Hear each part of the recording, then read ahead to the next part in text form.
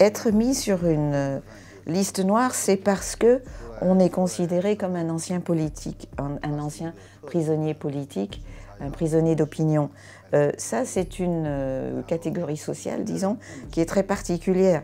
Cela veut dire que chez vous, vous recevez régulièrement la visite des policiers et que vous-même, vous devez régulièrement aller au commissariat.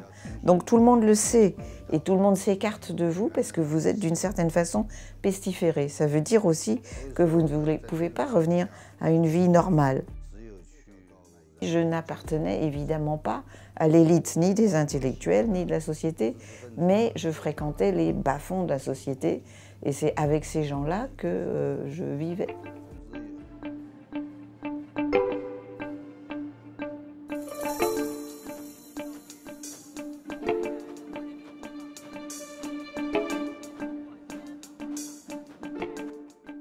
Maintenant, nous sommes dans une société de l'intelligence artificielle.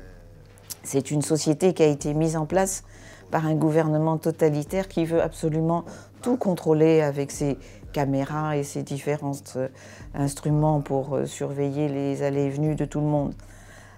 En 89, on peut dire qu'ils étaient 1 million à demander la démocratie pour la Chine. Mais aujourd'hui, qu'est-ce qu'il y a? Il y a des endroits délimités où vous pouvez prendre votre photo avec votre petite famille sur la place. Et puis tout autour de vous, il y a des policiers en civil. La place est extrêmement bien gardée. La population pourrait, pense le pouvoir, à nouveau se répandre sur la place et demander la démocratie. Et le pouvoir a terriblement peur de cela.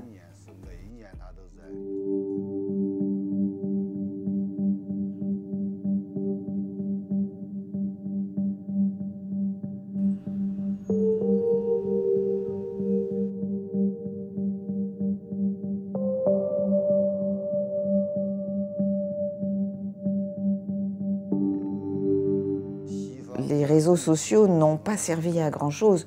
Je dirais que ça a été un peu une mise en scène.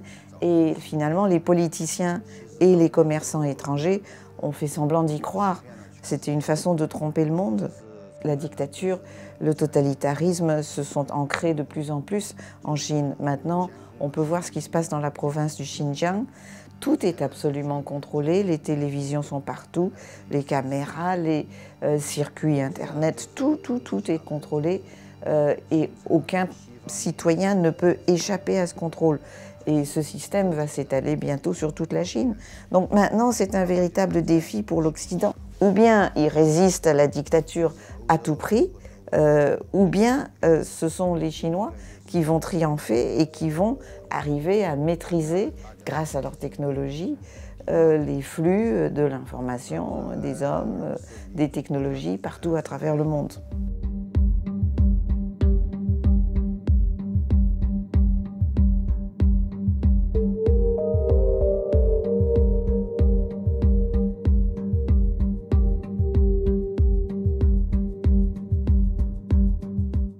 À vrai dire, je n'ai pas envie de rentrer en Chine. Ce que je voudrais, c'est rentrer au Sichuan. Et pour cela, il faudrait que la Chine se morcelle en une dizaine ou une vingtaine de petits pays. Et ce serait une façon de lutter contre la dictature. Parce que lutter contre une grande Chine, c'est impossible. Mais une dizaine de petits pays, ça, c'est quand même beaucoup plus vivable. De plus, la Chine est devenue la plus grande poubelle du monde. Tout a été pollué, l'eau, la terre, les aliments, l'air. Et non seulement c'est une pollution de l'environnement, mais c'est aussi une pollution des esprits. Donc ça, je crois que c'est vraiment un défi pour demain. Comment est-ce qu'on peut contrer un tel totalitarisme qui devient dangereux pour l'ensemble de l'humanité ?